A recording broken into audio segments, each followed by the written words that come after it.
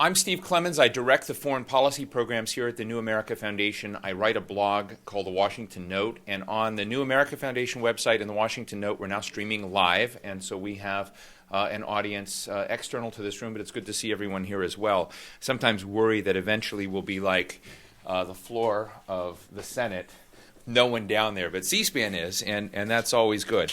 Today we're talking about an interesting challenge on national security decision-making and how to restructure the demands of making serious decision-making, the participants, the process, the structure of national security decision-making, and to think about it in a more holistic way than our government has been able to do. And Jim Locher, who many of you know, I know he has many friends in here, is Executive Director of the Project on National Security Reform. Previously served as Assistant Secretary of Defense for Special Operations and Low-Intensity Conflict in the George H.W. Bush administration. When he left, he was awarded the Department of Defense Medal for Distinguished Public Service when he left government in June '93.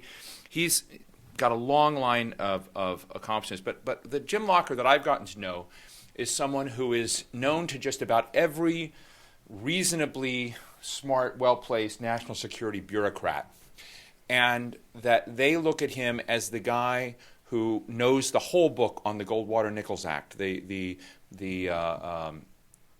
adjustment, the policy revision to the National Security Act, of 1947, and so he's Mr. Goldwater-Nichols to most people, and what I think after the decision making during the last Bush administration, what Jim Locher launched in the Project for National Security Reform was a process of rethinking what had become, in many people's view, a broken decision-making system around the president, both in terms of process and structure and players.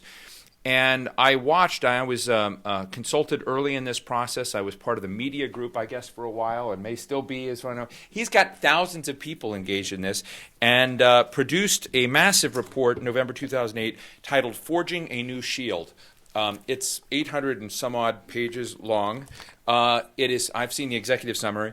For those of you there's a DVD that's much easier to deal with, and so I carry this around. I'm going to return this.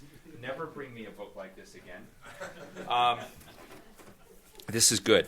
Good for blogs, and I will, for those watching online, link not only this report but a new report that Jim and his team have put out. But I've been impressed with this question. Steve Hadley, when he was out speaking privately to foundation reps and some think tank people, I wasn't invited to the meeting at the time because they didn't know where New America Foundation and my blog would come out on the issue, and he was a little skittish in the first meeting. But he gave a very interesting talk. Since I wasn't there, I can write about his off-the-record remarks. I wasn't bound by any confidentiality or whatnot. But Steve Hadley made a very, very interesting decision. He said, that he would have liked to have been a decision maker during Brent Scowcroft's time, that the world was much easier to deal with, that the level of complexity was a complex set of challenges facing the country, but nonetheless they were largely defined in various ways. But when you looked at both the emerging sort of non-traditional set of threats that were coming in and demanding presidential attention and national security, sort of a place in the national security firmament, that has just expanded so dramatically over time and was getting worse. And so what Hadley gave, in my view, was one of the most interesting and informed set of personal observations about the breakdown and complexity of national security decision-making. And this is what Jim Locher and his team, I think, have been trying to deal with. National Security Advisor Jim Jones, DNI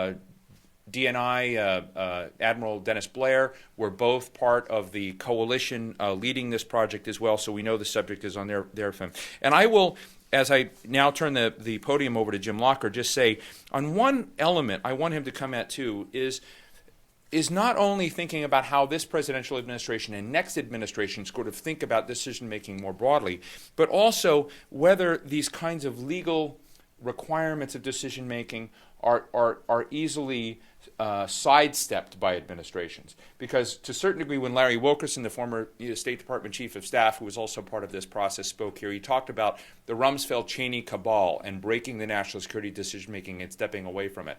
I'm intrigued that on June 18th, the President of the United States was required by Goldwater-Nichols to issue a national security strategy by that date, and still has not.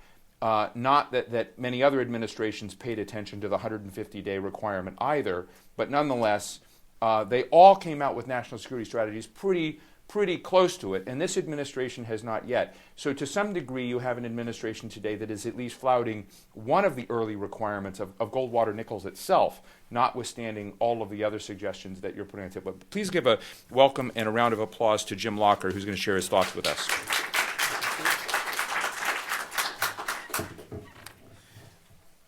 Well, thank you for that warm welcome. I'm delighted to be here to talk to you about the number one national security issue. And you might be looking at me and saying, how can he say that? How can he call the arcane subject of national security reform the number one national security issue? Hasn't he heard of Afghanistan and Pakistan or Iran or Iraq or North Korea or counterproliferation or homeland security? In fact, I have heard of all of these things. And the reason I can say national security reform is the number one issue is because our ability to perform in each one of these specific mission areas is undermined or crippled by our organizational dysfunction. Steve Hadley is correct. The world of today is much more complex than the world of 20 years ago, let alone the world of 60 years ago when our system was established. We've had lots of problems in our national security system going back 40 or 50 years. We've never had the ability to integrate across our government to do things on a multi-agency basis. But in the last 20 years, there are two things that have happened. One is the pace of change. Things are coming at us unbelievably quickly. Things that we have to address at the top level of our government. And the second dimension is the complexity. Things are complex. We need lots of different expertise and capabilities to address our problems, and we do not have that capacity. Reform must take place. One of the conclusions of our Forging a New Shield study was that the gap between the capacity of our government to respond to challenges in the national security area and our ability is widening. So if you did not like what's happened over the last 7 or 8 years in terms of setbacks to the United States, you are not going to like what's coming in the future because we are tremendously misaligned with those challenges out there. We are still dominated by our departments and agencies, and they have a tendency to be outmoded, stovepiped, incredibly bureaucratic, and highly competitive. So at a time that we need to integrate horizontally across our government to form teams, we are not able to do so. Our policy formulation, our planning, and our execution have suffered, sometimes catastrophically. Newt Gingrich, the former Speaker of the House of Representatives, who's part of our project, part of our guiding coalition, stated, and I quote, "We have met the enemy, and it is our bureaucracy." And he's absolutely correct. There are 5 overarching problems. In our system, there are dozens and dozens of problems because we've not really addressed institutional change. But there are 5 overarching problems. The first one is that we are grossly imbalanced. We have strong departments and departmental capabilities. We have incredibly weak integrating mechanisms. And the integrating mechanisms are the National Security Council, the Homeland Security Council, and the National Security Staff, the staff that serves both of them. That staff has advisory responsibilities. The head of that staff, the National Security Advisor, does not exist in the law, has only advisory responsibilities. So we have a headquarters for a 4 million person enterprise with somebody who has no headquarters powers. General Jones has a small staff, about 150 professionals. When he started, he had a budget of $8.6 million to run this entire enterprise. He has no capacity to do independent research on his own. So we have this problem that at a time in which we need very powerful integrating mechanisms, our mechanisms for doing so are very weak. The second major problem we have is that we don't think of the components of national security, the departments and agencies, as part of a system. We don't even think of it as a system. And it's more than one system, it's a system of systems. There's the traditional international security part, there's the domestic security part, which involves federal, state, local, tribal, territorial, non-governmental, private enterprise, and then there's the congressional system as well. But the fact that we're not thinking about this as a system denies us the ability to turn attention to very important system management functions. One of those is providing strategic guidance. There's almost no guidance from the president or from the executive office of the president.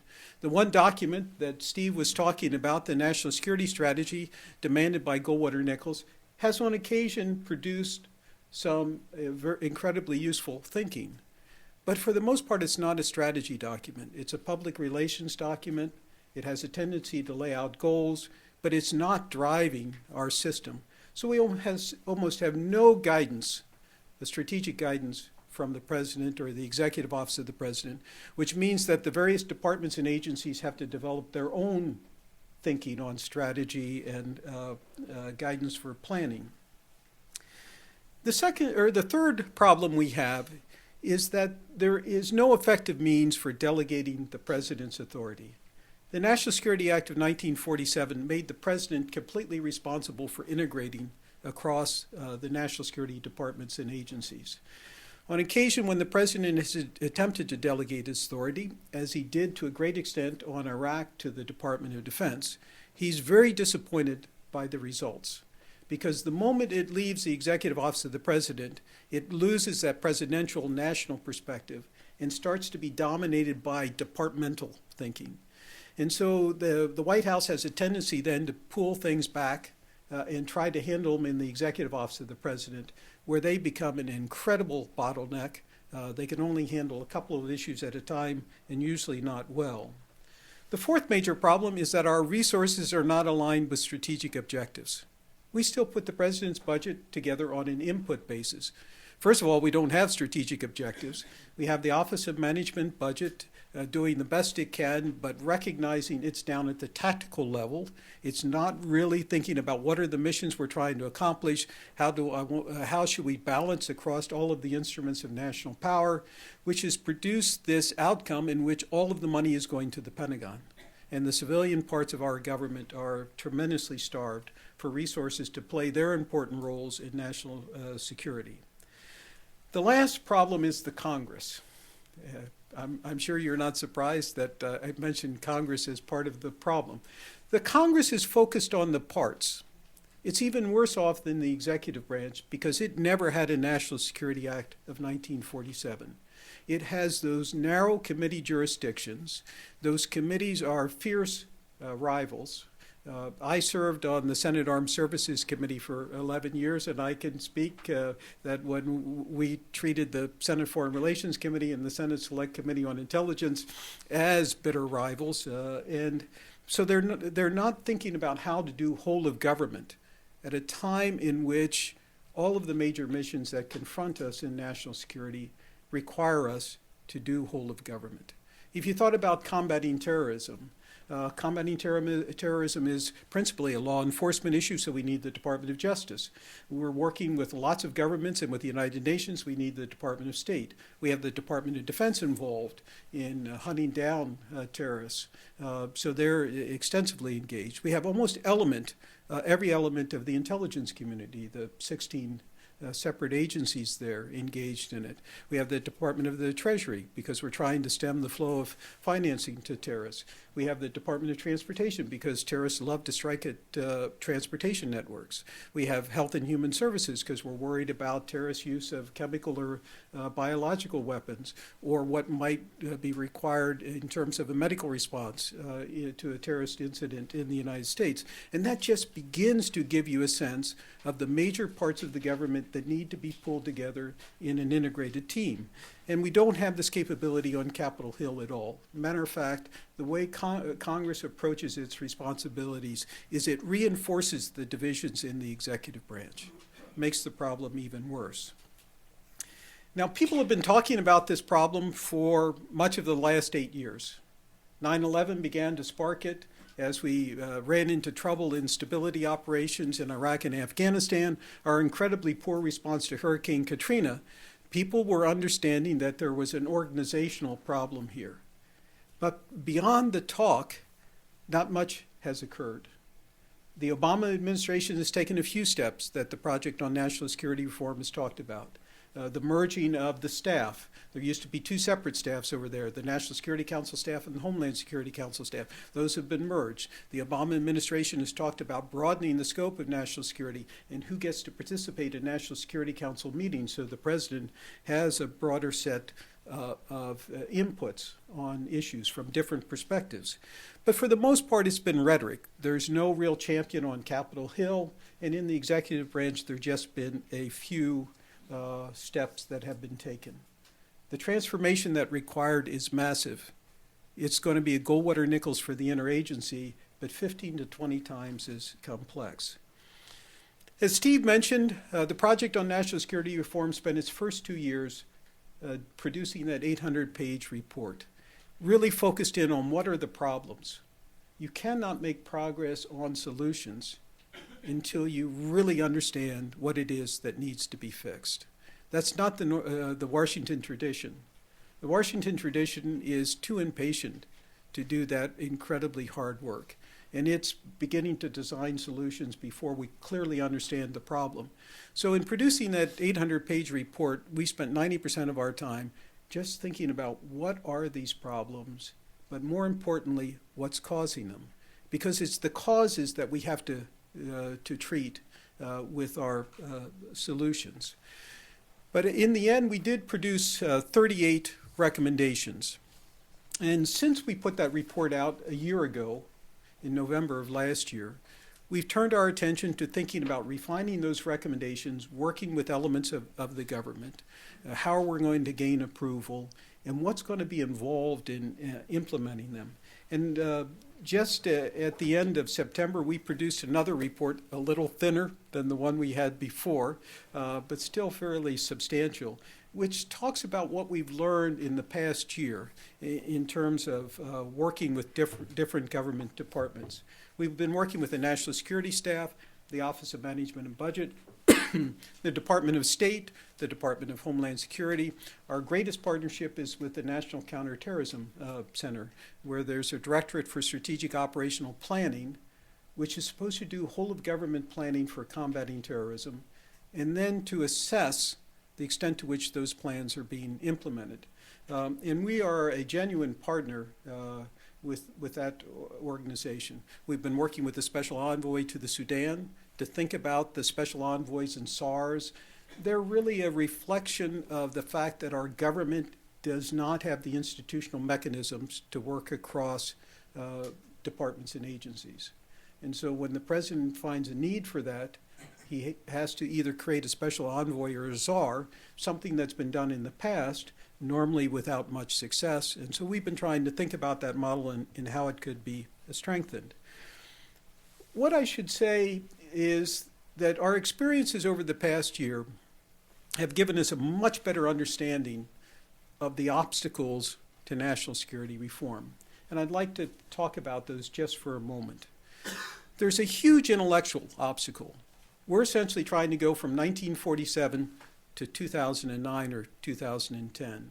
And lots of the ideas that we need to talk about, cross-functional team, interagency teams, strategic management, all of those kinds of topics are alien thoughts in our bureaucracy. So there's a huge intellectual challenge as we try to bring the government forward on these topics. There's the political challenge, the entrenched interests. This is especially acute on Capitol Hill, where the committees guard their jurisdictions very jealously. And when we want to talk about how can the Congress do business differently, or how civilian departments and agencies can change their practice, there is lots of pushback. The third problem is the scope. This is the most complex and important organization in the world. And we're getting ready to do open heart surgery. And lots of people look at us and say it's too big. It'll never be done. And I'm not certain I want to get involved in this. People are saying they're not certain they want to get involved or commit their resources to doing it. In fact, this can be done. It's an organization that has been built. It can be studied. The need for changes can be identified, and they can happen. But the scope of this is something that is overwhelming to many people. There's the ownership issue. There are really only two owners of the national security system and national security reform. One is the president, and the other is the National Security Advisor, General Jones. When you go to others, there's no owner on Capitol Hill. So there's nobody I can go to on Capitol Hill and say, this is part of your agenda of work. And when I go to a department or agency, even if they're sympathetic, they do not see it as part of their responsibility.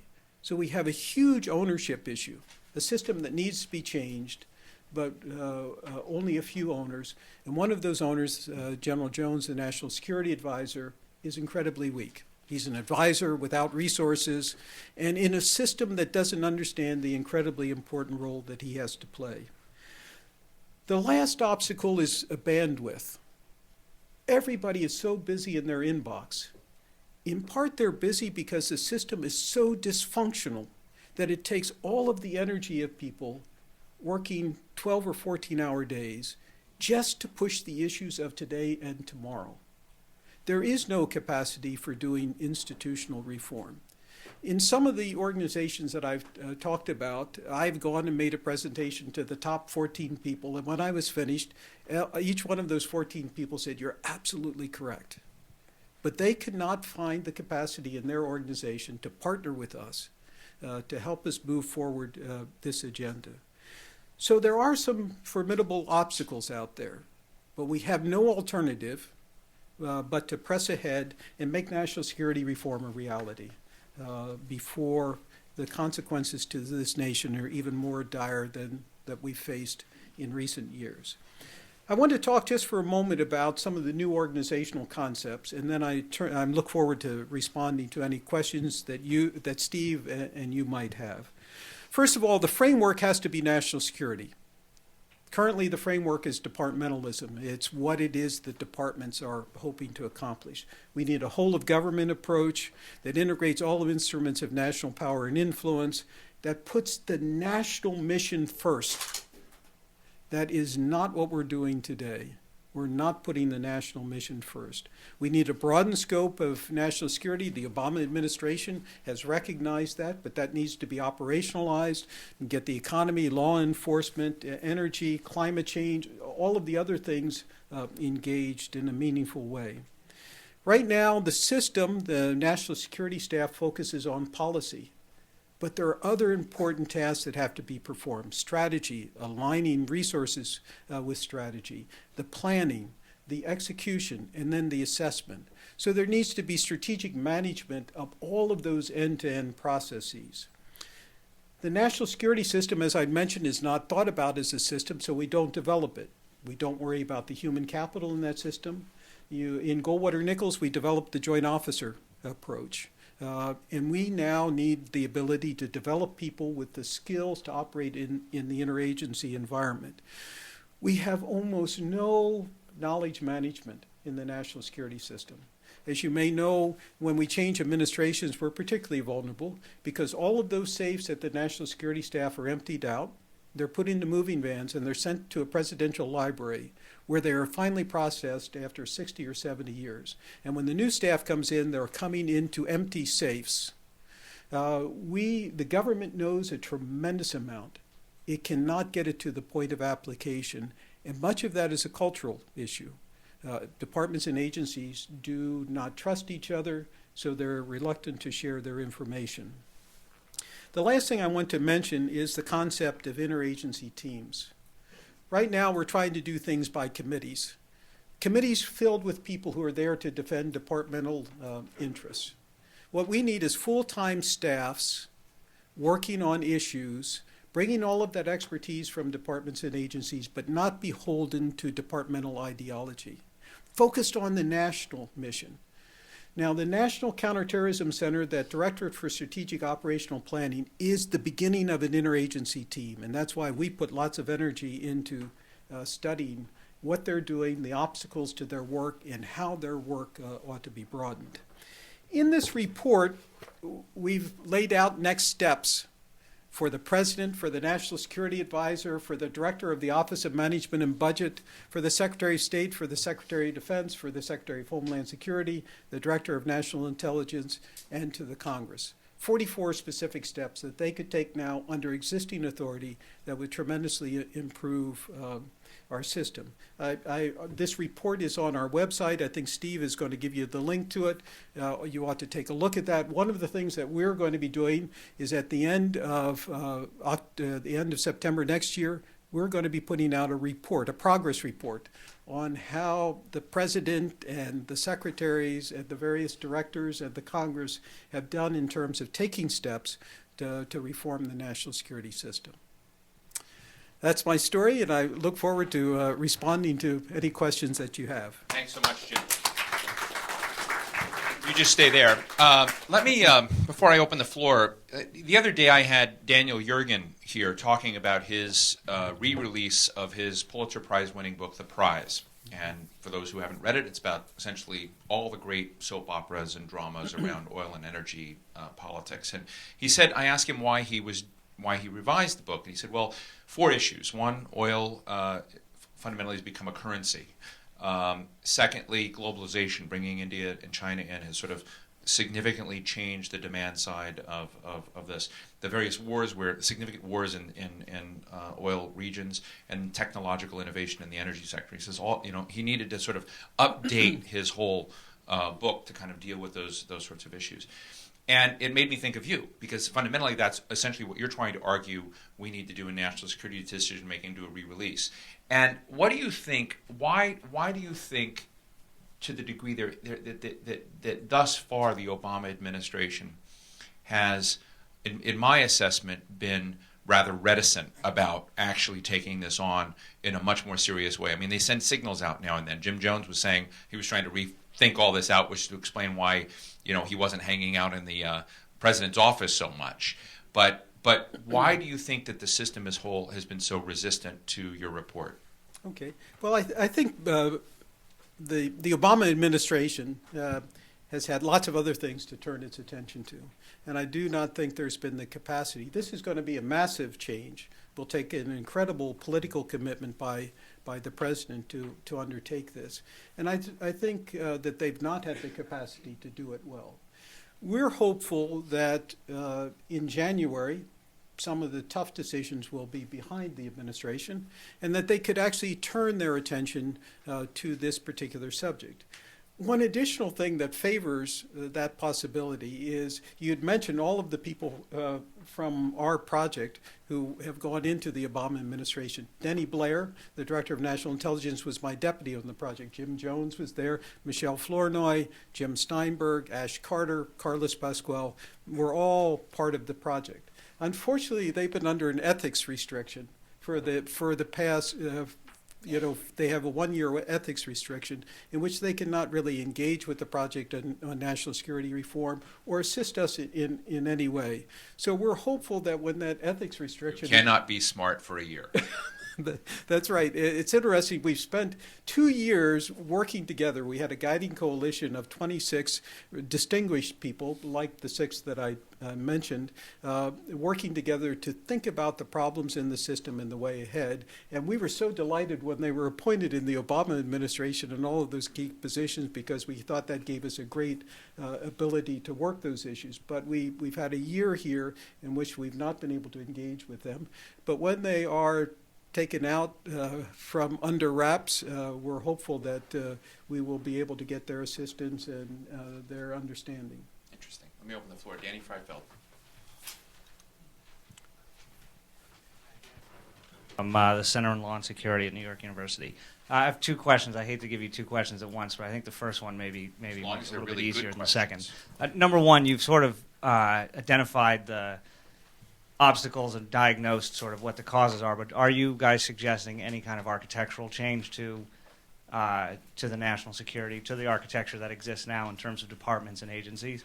And two, I agree wholeheartedly that a lot of this is a cultural issue about sort of transforming from a need to know to a need to share. If you are setting up these interagency bodies, where does accountability come in, and who sort of has the authority to hold individual departments and agencies accountable for the products that they're supposed to deliver to the interagency? Well, on the architectural issue, we're not thinking about changes to the departments and agencies. They become the repositories of our functional expertise. But what we need is that ability to create interagency teams to respond to challenges that could be out there. Some of those interagency teams might exist for a considerable period of time, like this Director for Strategic Operational Planning out at the National Counterterrorism Center, or they might exist for a short period of time if there's a need that does not go for long. But you could think of lots of issues where our government really needs to address them on a multi-agency basis. If we're talking about cybersecurity or space or counterproliferation or the counterterrorism mission, they all need to be addressed from some multi-agency perspective. So the new thing that needs to be created, which would parallel what business is doing, is to create those cross-functional teams, what we call interagency teams, where we pull all of that expertise together. Right now in our government, we have a huge bloat because the system is not working. Each department and agency has added more people to try to make this dysfunctional system work. And we could actually go off and create these interagency teams or much more efficiently and effectively. And so it'll be those kinds of things that will occur. In the project, we've broken national security reform down into two phases. The first phase is to figure out how we're going to work in the interagency space, that space between the departments and the president. There's not a lot in that space right now. You have the NSC, the HSC, the National Security Staff. We put the embassies in there because they are really designed to be interagency bodies. And then you have some elements like the National Counterterrorism Center. The Coordinator for Reconstruction is in the State Department, but maybe ought to be part of that space.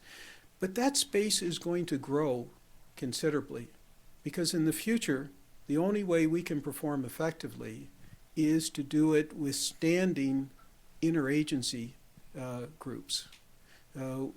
We've experimented with ad hoc. We know in today's world things are moving too fast and are too complex to be able to do it on an ad hoc basis. So that's the big architectural change, is not to change the departments and agencies.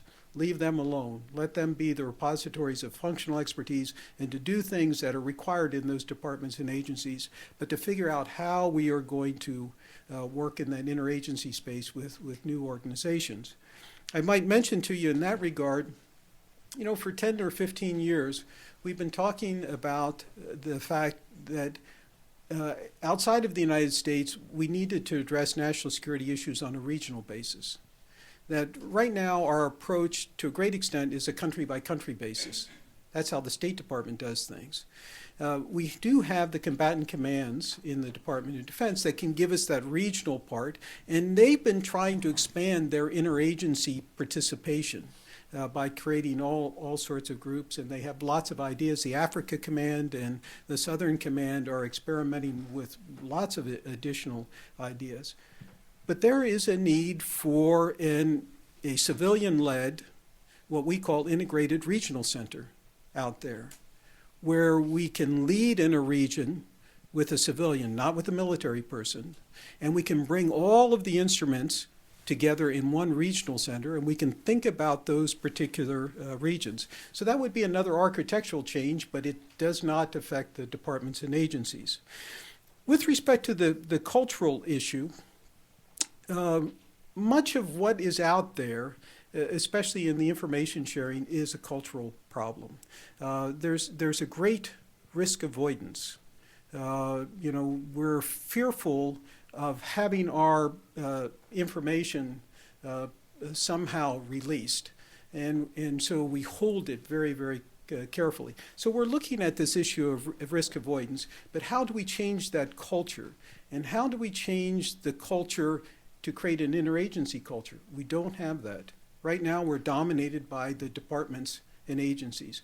Even at the national security staff, there's not a interagency culture. And that will have to change. Many of you know that after the Goldwater-Nichols Act was passed, we were incredibly successful in the Department of Defense of creating a true joint culture. And if you go to a combatant command today, there are people in 5 different uniforms at least running around.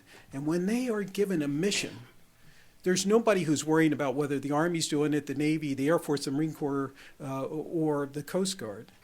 They're figuring out what it is the nation needs, and they're going off and doing it. And we need to build the same sort of culture in the interagency. We do not have that today, and it is crippling us in lots of regards. Now, how do we get at that? We get at that by creating an interagency personnel system where we provide incentives for people to go off to interagency assignments and to put the national mission first while they're there, to get the education and training they need. Maybe they're on repeat assignments. Maybe some of those tours have to be with people who've served before, so we have all of that expertise. That's how we did it in Goldwater-Nichols, and it began to build that joint culture. Fairly long answer to 2 questions, but I hope that and responded. Good. Norman Bailey.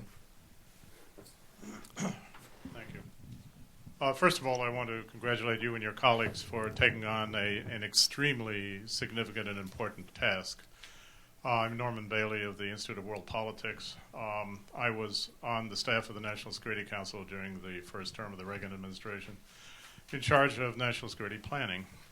And I can assure the assembled worthies here that just about everything you've said is absolutely on target. However, I think that Hadley was right for the wrong reasons. There are 2 aspects that I would like to emphasize, which may very well be in the 800 pages over there and however long the other one is, but I mean, obviously in a relatively short talk, you can't go through everything. One of the problems is a confusion, an increasing confusion over the last several years between the concepts of national interest and national security. National security is a specific aspect of the national interest which requires being addressed in specific ways. The other one is the increasing dysfunctionality of the National Security Council. And that can be illustrated simply by mentioning names. Kissinger, Brzezinski, Clark, Scowcroft, and then the series of non-entities that came after that, including, the current incumbent. Although, again, it has become so dysfunctional, I'm not sure anybody at this point could. One aspect of it is that you said there are about 150 professionals. When I was on the staff of the National Security, there were about 40. And it was really, really functional. And I think if you would like to address those 2 aspects of things in terms of whether you cover them in your work, I'd appreciate it. Thank you very much. Okay. Well, let me try to respond to that. You know, there's been a view for a long period of time that the national security staff needed to remain very small, that its role was really to staff the president for issues in the National Security Council and the Homeland Security Council. And so we could be comfortable with a relatively small staff. And the fact that it had no independent power, it derived its power solely from its proximity to the president. If it got too large, then it lost that. The basic problem that we have is the national security staff is only doing 20% of what the nation needs for it to do. And it's completely wearing itself out doing that 20%. You know that the turnover rate there is on a 2-year basis. And lots of people that we've interviewed in the Obama administration are hoping that they can make it through the first year. They're working so hard. They're working incredibly hard. But we don't have... I should just interject that Jim Jones said that they're misallocating their time. Well, you didn't follow, Jim Jones made a very inopportune comment about, he said, anyone working beyond 7:30 isn't organized enough. So. Well, the part of the problem is the question of what it is they're working on and what kind of support we give them. As I'd mentioned, they're primarily working on policy issues. And there, they often end up with lowest common denominator because those policy coordinating committees or interagency policy committees, as they're now known, end up brokering between the departments and agencies. But they're not doing the strategy work. They're not working with OMB to align resources with strategy. There's almost no interagency planning. And then most of the execution is left to the departments and agencies. We're not thinking about how does the government want to do this. Maybe we do it on a multi-agency basis and overseeing that implementation. General Jones has talked about the importance of overseeing that implementation. And then there's no national assessment of all of that. So that's going to have to be undertaken. That all of that work cannot be done by that national security staff. And that's why some of these interagency teams are going to be important. We're thinking about the National Counterterrorism Center, that Directorate for Strategic Operational Planning. It's got the planning piece and it has the assessment piece. But we're looking at the issue of, are there other parts of that, those end-to-end processes that could be done by the Directorate for Strategic Operational Planning in support of the national security staff? So I think there is that issue of how do we get out of the executive office of the president what it is that the system needs. And not only do they need to do strategic management of those end-to-end processes, that's where we have to develop the national security system. That's where we have to do the human capital work, where we've got to do the knowledge and intellectual capital work, where we're developing all of that strategic guidance that's necessary.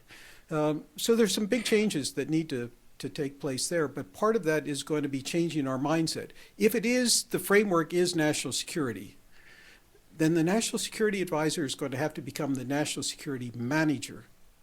The President needs more assistance than what he's receiving today. Maybe the National Security Manager has to be specified in law. Currently, that position does not exist in the law. So he's not a principal official or an inferior official under the Constitution. There are limits to what authority the President can delegate. Before I go to Gary Mitchell next, and we'll move around, every time I mention Richard Holbrook's name, it divides the audience or something. But Richard Holbrooke recently invited me to see a briefing that his team was doing for Senator Lieberman on Afghanistan. And I have to say, for a while we were restricted on sort of talking about the substance, but I can talk about the color of what happened. And what I saw in his team were representatives of Department of Defense, CIA, other parts of the intelligence apparatus, the Department of Agriculture, USAID, State Department folks, and people from other agencies. And I really, these folks, coming back to Daniel Freifeld's comment, we're working in a synergistic, you felt the energy and the mutual knowledge and the understanding. And whether Holbrooke is succeeding or not succeeding is beside the point. I sort of saw this question of people sharing, putting stuff on the line, and you could sort of feel the depth of the working relationships. And so Tony Zinni recently here was very down on the envoy process. But when I saw what Holbrooke had put together, largely of an interagency club or cluster of talent that he's drawn from different places that may be housed at state, but it doesn't seem to matter where it might have been. Is that kind of ad hoc development what you're trying to sort of do more systematically and institutionalize? It is. Matter of fact, there are lots of people in the administration who say those special envoys and czars are the interagency teams that the Project on National Security Reform is talking about. But there are some things that haven't been done. They don't have charters from the president that specify what their authority is. So they're out there working. Richard Holbrooke has got a very forceful personality, so he can make more things happen than some of the others. But we need a charter from the president that very clearly states the authority of that special envoy and the team that works for that envoy. Then we need to build an interagency team of people who can come there, bring their expertise, understand the capacity and capabilities of their departments and agencies. And we want to do exactly what Richard Holbrooke was doing with his team, based upon your description of it, but it has to be done on a much more systematic basis. Gary. Thank you. That last set of comments that you made, I thought to myself, I remember Harry Truman's famous remark when he said, poor old Ike. he's going to get in that office and start, delegating assignments, and he's going to find out it doesn't work that way. So this whole business of presidential imprimaturs to czars, I think if we're putting our faith in the notion that a presidential imprimatur to even a Richard Holbrooke is going to change the system is maybe the audacity of hope. But I want to get to something more substantive, and that is. Can I interject something, Gary? Eisenhower, though, 3 months after he came into office, pulled off what I saw, not national security reform, but pulled off a decision-making exercise over key national in the Solarium project with 3 teams, essentially involving the very top levels of all the military and intelligence establishment in a classified exercise, having a contest, if you will, of worldviews between those who wanted to sort of roll back Soviet power immediately, those who wanted to draw a line and then engage in massive retaliation or a modified form of containment. 3 months after Eisenhower came in, and thus bringing John Foster Dulles, LeMay, and all those crowds to the containment decision, which he did. And what I'm wondering is, could we do that kind of thing? So I understand your point about Eisenhower, but Eisenhower really impressed me with that, and I don't see that happening in the Obama administration, even with this Afghanistan exercise. It's disconcerting. So I didn't mean to interject. I didn't want to let your reference of Ike go without somewhat of a brilliant move by someone sort of looking at what the component pieces would be there. I think Eisenhower was trying to inculcate these people with his own general view and assessment, but nonetheless, he did a kind of mini version, if you will, somewhat, in the aftermath of that, the National Security Act of 47, so this would have been 53 when he did this, but you still brought them in and had presidential leadership and engagement in that 5-week exercise. So sorry to interrupt, but I want to throw that out there. No, I think I agree with that, by the way. I think that's an important point. When I was thinking just prior to this session beginning, I was thinking about the sort of dreaded essay questions in college, the sort of compare and contrast.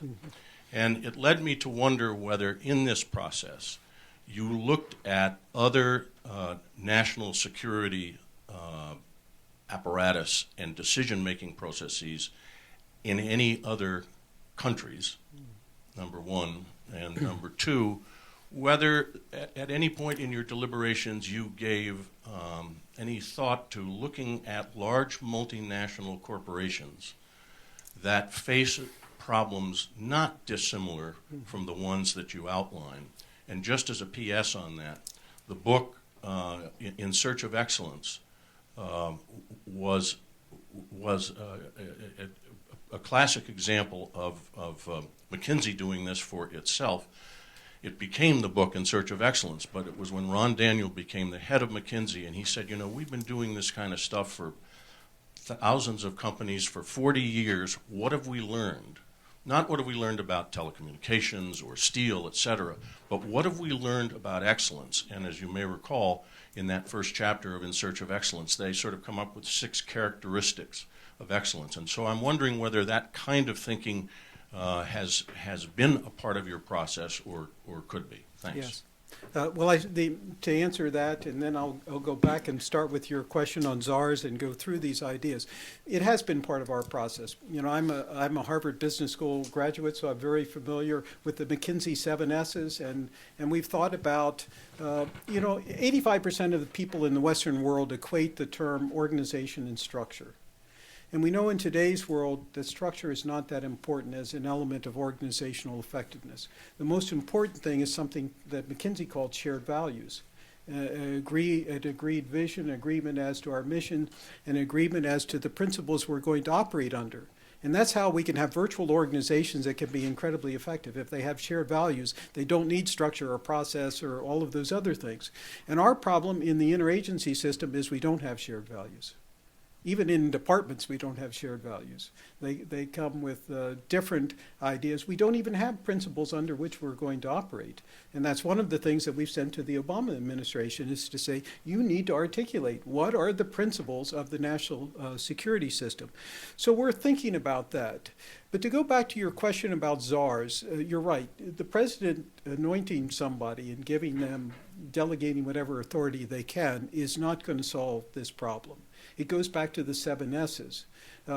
We have to address this. This is going to be an incredibly difficult challenge. So we have to think about the shared values issues. We have to think about processes. We have to think about structure. We have to think about incentives for people. Because right now, the incentives are running the opposite direction that we need. And I mentioned the Directorate for Strategic Operational Planning. It's been given a role in law, but it's trying to operate in an unreformed system. And so the departments and agencies are pushing back because they're not thinking in the new way. And so that Directorate for Strategic Operational Planning has got lots of obstacles to carrying out its mission. But what we were trying to do, and we were doing this with General Scott Gration, the Special Envoy to the Sudan, was to try to think about those envoys and SARs as sort of an interagency team. What kind of a charter did they need? How were they going to build that interagency team? What were all of the other things they needed to have and do to be effective? Now, we have started to look at other countries. Everybody around the world is reading what the Project on National Security Reform is writing, because there's no country around the world who's figured out how to do the cross-ministry work. They're in their ministerial stovepipes, just like we're in our departmental stovepipes. So we had a global roundtable. I have lots of visitors who come from abroad to CB. President Sarkozy has a little mini project on national security reform, and his people have been to CB 3 times. The top intelligence official from Australia was here. We know the National Security Advisor in India is reading our stuff because he questioned one of our guiding coalition members carefully about PNSR while he was in India. So we had a global roundtable in May, and we brought people from 5 other countries here to the United States to talk about national security reform. What problems did they see? What solutions did they have? Unfortunately, they're behind us. In many cases, their problems aren't as severe because they're smaller bureaucracies. But we're trying to find ideas out there that maybe don't fit in the United States but would spark our imagination, what people are doing. We're trying to keep this dialogue going with other countries so that we can learn from them what it is they're thinking of doing and what success they're having.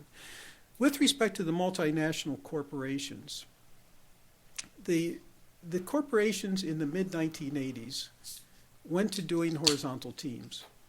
And our government does little of that. We have horizontal problems, but we have a very vertical government.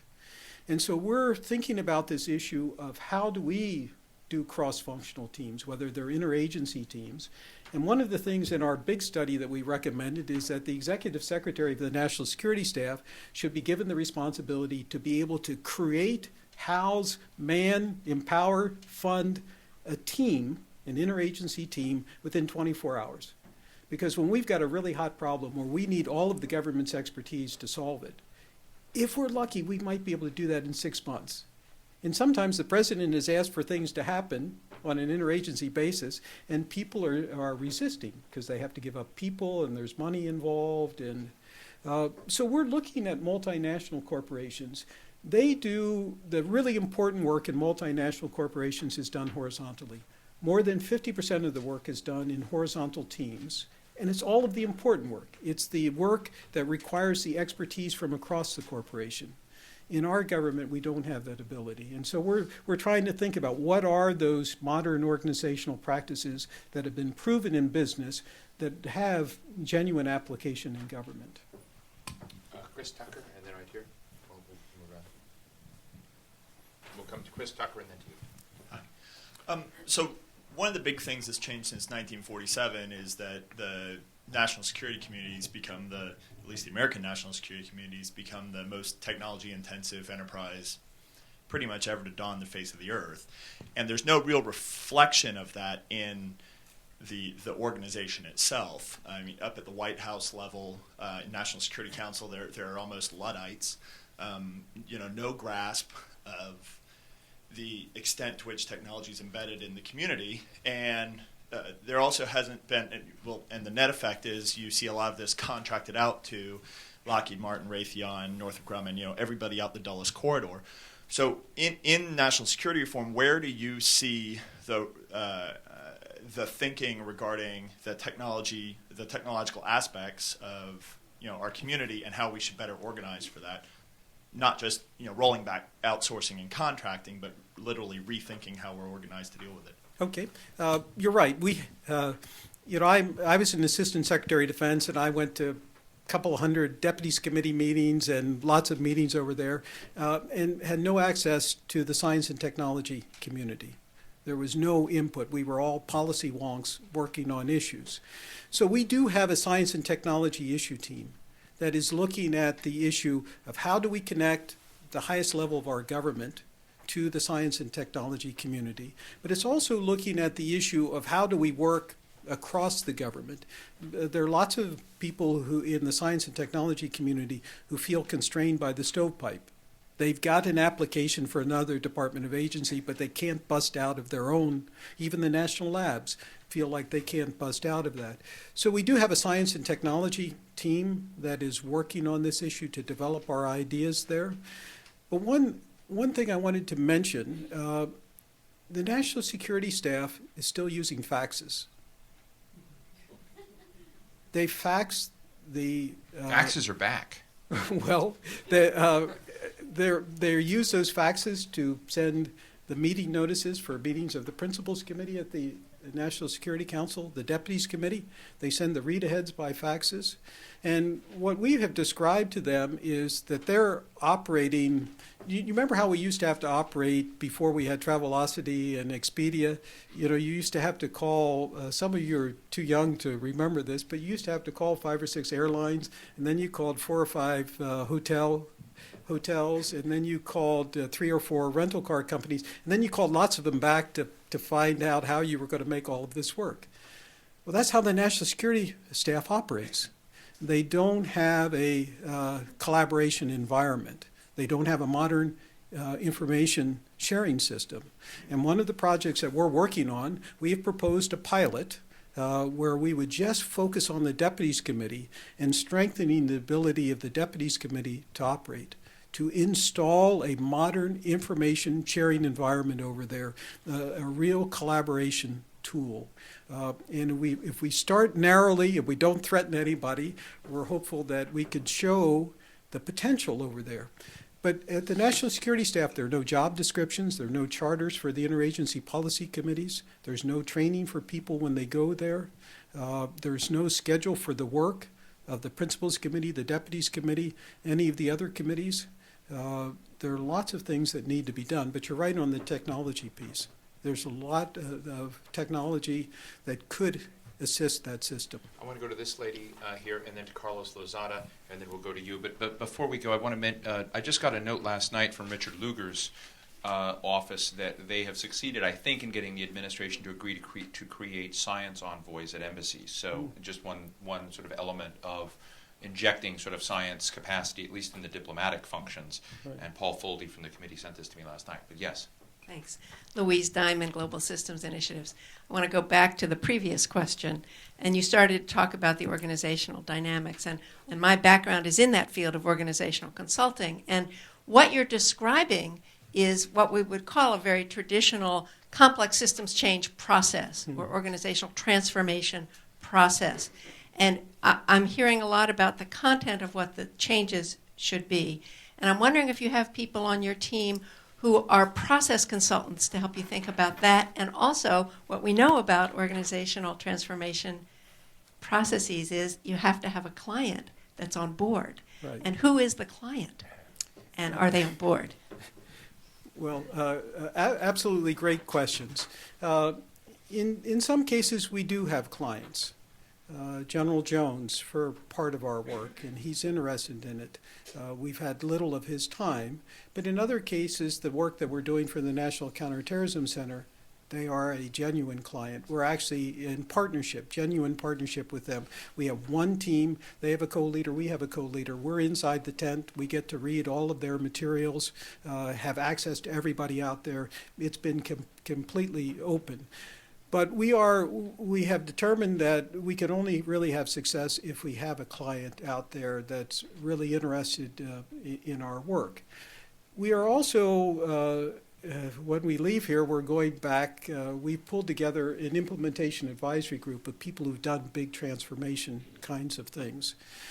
This past year was a year that we had to spend. Lots of people made promises as to what the government was going to do and how active they were going to be. And we had to go through part of this experience of working with them till we really understood what the obstacles are. And now we're prepared to sit down and do sort of an implementation strategy where we'll think this completely through, where we need to start. We're actually hoping that the Vice President, Mr. Biden, will get engaged. You may know that when he was the chairman of the Senate Foreign Relations Committee, he was a strong supporter of national security reform, held a series of hearings, and when I was able to testify, formed a national security advisory group of which myself and Brent Scowcroft and Tom Pickering from our project were members. He called for a new National Security Act, so we're hoping now that he's had his first year behind him, that we can get him engaged on this. It'll need somebody at the level of the vice president to help us make this happen. But we're thinking about all of this. I should introduce Leland Russell is here with me. He's the chief performance officer on the project. He's had lots of experience in doing big transformational changes and is behind our work to put together an implementation strategy. Carlos Lozada at the Washington Post. Thanks. I was hoping we could take this this really interesting, broad discussion and try to focus it on one particular issue that's in play now. The president obviously is facing a big decision on strategy and troop levels in Afghanistan. And once there's some announcement, I'm sure the Post and other places will do the reconstruction TikTok piece of how it all happened and how that process worked out. And what they missed. Yeah. So I was hoping you could actually, without getting into sort of what you think they should do, which is not as interesting as how they should do it, I was wondering if you could tell us what you think of this process as an observer, as you're watching it so far. You mentioned at the beginning that our ability to deal with these kind of challenges like Afghanistan is crippled by this organizational dysfunction. As they wrestle with this decision, do you see them overcoming that dysfunction, or do you see them sort of falling victim to it? Well, I think we have the typical problem. The military is incredibly well organized. They have their ideas. They put together their strategy. They've studied it from their perspective, and it's occupying center stage. The question is, where's the rest of the government? Where's the rest of the government's thoughts? Where's their strategy? Where are their ideas? And it's hard to say from the outside what's actually going on in all of those meetings, but I would suspect it's trying to drag out of the rest of the government what their thoughts are and what their role is going to be. The real challenge in Afghanistan, as it was in Iraq, is to figure out how we're going to do all of the civilian tasks in Afghanistan. We've heard very little about that, and so we really haven't demonstrated a whole of government approach.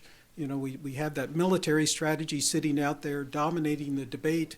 I haven't heard much of the other parts demonstrating the weakness of the civilian side of our government, but that's where we are either going to succeed or fail, is really whether we're going to be able to pull together all of those civilian instruments to play their important role.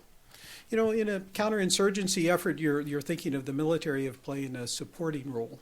All of the other instruments that have to play critical roles. Jim, my blog, I'm going to go to this gentleman here, but my blog, The Washington Note, has been hosting somewhat of a debate between Tony Zinni and the Department of State on this issue you raised about the sort of civilian dimensions. And I am not good at acronyms, but there's a State Department, I think, civilian reconstruction team, et cetera, that has formally responded and jousted with Zinni through the blog, saying that his criticism of their role and function largely demonstrated his ignorance of what they were doing. And so they went in and articulated in somewhat detail, not only the growth in funding that they have and capacity and whatnot. Zinni sent me a snide note back that I can't report back in terms, because his comment was very important when he spoke here at New America Foundation, I think. He says that with all of the kind of DoD-style planning, simulation exercises, testing for X, Y, and Z scenarios, that sort of planning and building does not happen within USAID or state, in which it's much more of a thin exercise driven by other drivers. And it's why he's become very reticent and negative about the smart power domain. He's been on every smart power panel there is, but doesn't think that state and AID and others are able to play that role and function, and had put on the table actually creating and taking the civil functions out of the various commands in DoD, and then setting them up as their whole new unified command under DoD, but have that, and then have them cohabiting and sort of educating, if you will, state and other parts of government on how to do it.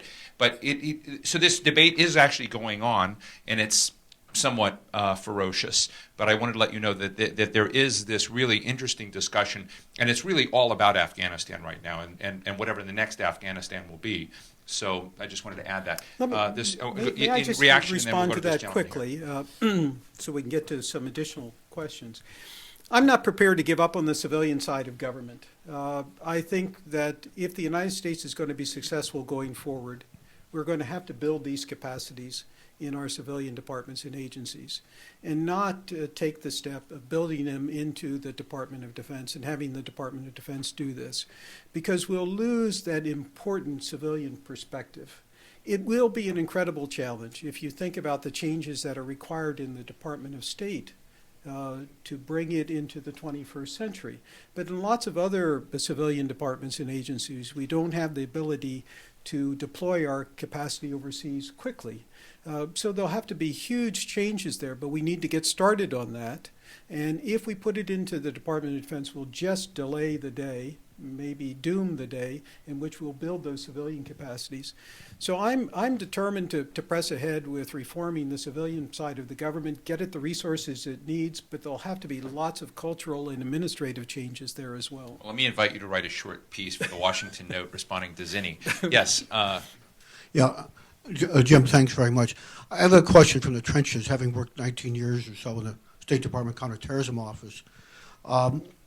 You talked about shared values, but how do you address priorities? For example, when I worked on this paper for the project on the anti-terrorism training programs, in which there is supposedly a mechanism for coordination between the various agencies on how to help other governments strengthen their capabilities, we found that the effort of coordination really flagged, depending a lot on the priorities of the coordinator for counterterrorism or elsewhere in the bureaucracy.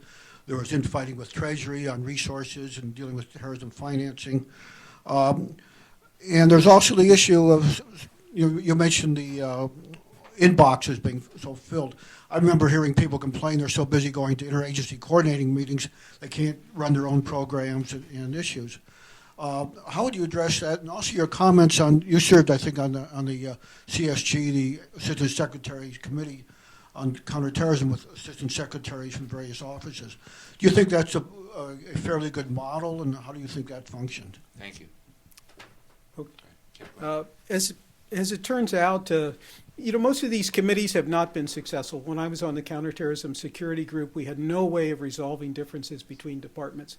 When I was there, the Department of State and Department of Justice used to be at loggerheads on things, and it would go on for 6 months. And lots of opportunities would be lost.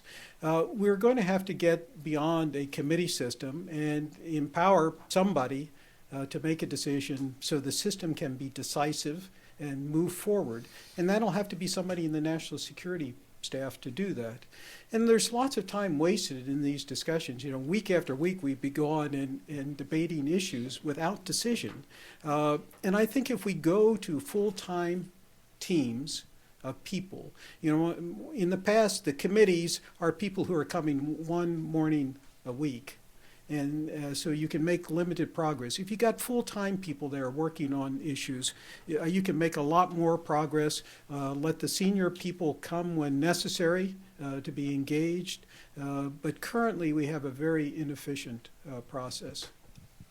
I'm going to take these last three questions here, this one, and this one, in simultaneously, as I want to keep the tape of this a certain length. So if you'll be brief and direct. I'll try. Unfortunately, I'm French, so please bear with my English. I'll try to make it as clear as possible. Terrific. Yes.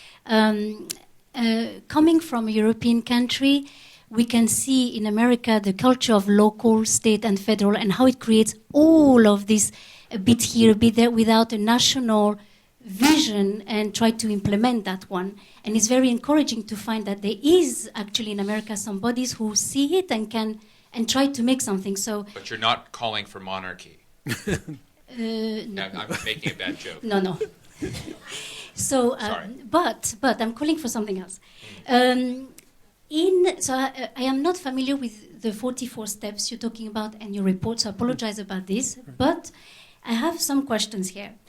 The next steps your vision is so clear and it makes sense and everything.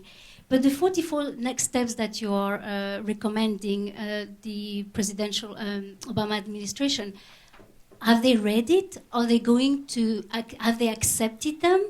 Do they want to implement them?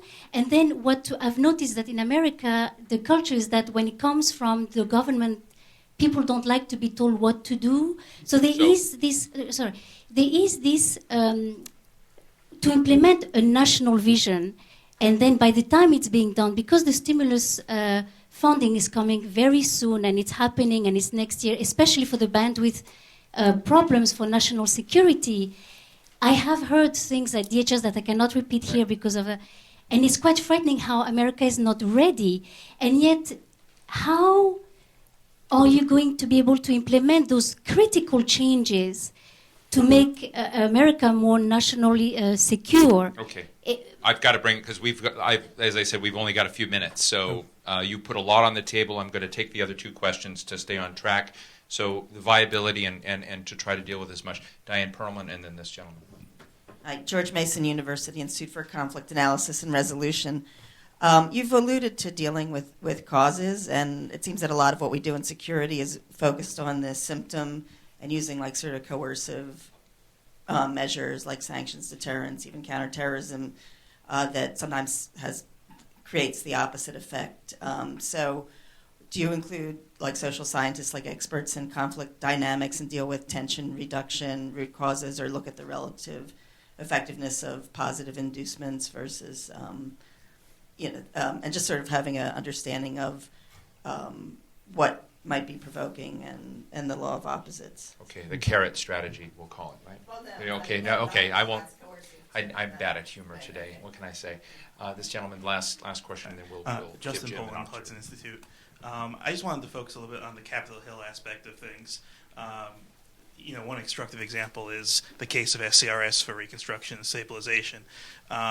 This is an office that was devised on a 3-track by DOD, the NSC, and state in 2003, had broad bipartisan support from the beginning forward, yet it took nearly 5 years for the office to get its authorization and funding. And it seems that not only is there internecine feuding among subcommittee staff and members, there's also complex jurisdictional issues that arise when you talk about personnel. Say that SCRS wanted some sort of personnel for building roads in Afghanistan, they would want to go to the Department of Transportation ostensibly. Well, the Transportation Department is mandated, just as every other agency, to spend its funding from Congress only on missions that are specifically part of its function as designated by Congress. So, and then there's the inertia among the chairman, as you said before, that they don't want to yield their territory. So how do you recommend reforming the Capitol Hill side of things with those factors? Thank you. Holy Jim, cow. This is your final word. Whew. The three toughest questions all rolled into one at the tail end. By design. Yes. Well, as it turns out, we don't know whether the Obama administration is going to, we have not had a reaction from the Obama administration. Currently, our overseers in terms of our congressional funding are the Department of Defense and the Office of the Director of National Intelligence, and they need to officially send our report forward to the President and the Congress. So it hasn't been received in the White House, so too soon to know what response we'll get there. We're hoping that it'll be positive. But back to your question about the United States and a national vision, our federal government is not very inclusive. We've been talking about Homeland Security for a long period of time. We still have not figured a scheme of working with state and local governments or tribal or territorial. We've not really developed the ability to work with non-governmental and private enterprise. And as we go forward, we need to, there's lots of talk now about whole of nation, whole of society, and doing national security. We have to work on that. We've made some proposals as to how we get that input from the state, local, tribal, territorial up at the federal level. We've proposed a Homeland Security Collaboration Committee that works for the National Security Council that would be a way of getting those inputs. But that's one thing the government has got to do. It has to be much more inclusive as we go forward. To your idea about, thinking about, how do we address some of these causes. We have almost no punishments in what we're thinking about. We're thinking about, how can we have the proper incentives? How can the president lay out his expectations for the system? And that's actually one of the favorable things in the Obama administration. The people who are at the top, whether it's General Jones or Secretary Clinton or Secretary Gates or Admiral Blair or Admiral Mullen, they all refer to themselves as the national security team. They're talking about collaboration. They're talking about whole of government. But we need the president to lay out his expectations, what it is that we need from the departments and agencies, what it is that he's expecting, what it is he's expecting the leaders to produce in terms of behavior in those departments and agencies. So we're thinking about lots of those kinds of ideas as we address this. We also have the view that before we send somebody off to an embassy team, they ought to be schooled in team dynamics and conflict resolution, because we refer to those as country teams, but they're anything but teams. They're, for the most part, feuding fiefdoms of departmental interests out there. With respect to Capitol Hill, one thing that you mentioned, statutory authority. Many of the non-traditional departments and agencies don't have statutory authority for getting involved in national security things. Even the Department of Treasury doesn't have sort of a statutory base for doing things that the National Security Staff or the National Security Council would like them to do. So as we broaden the scope of national security, we've got to go back to Capitol Hill and begin to put in there statutory authority for whether it's agriculture or education or energy or treasury or any of the others to be able to play. The coordinator for reconstruction and stabilization in the State Department is completely alien to that culture. And it makes no difference who set it up. Once it was put in the Department of State, there was a tremendous amount of resistance to moving them forward. They were probably undercutting them on Capitol Hill. Lots of people in the State Department probably working against it. And so you have all of those problems. If it were left to me, I'd pull the coordinator from Reconstruction and Stabilization and make it an interagency body. It could still be housed in state for administrative purposes, but I'd have it work for the National Security Staff. Those are the quickest answers I could give to those complex questions. Jim, I want to commend you, as Norman Bailey and others did. I watched this from sort of the first moment, the embryonic moment, grow into this very, very large exercise involving, people with vast sets of experience, and I'm very impressed with what you've done. For those watching, there's a short 7-minute video online too of an exchange that Jim Locher and I had on YouTube. This will be posted as well. I want to thank the watchers online, and I want to thank all of you for joining us, and particularly thank Jim Locher and his team, and my great assistant, Ben Catcher, who's been moving the microphone around. But thanks so much. We look forward to seeing next steps. Okay. Thanks. Thank you.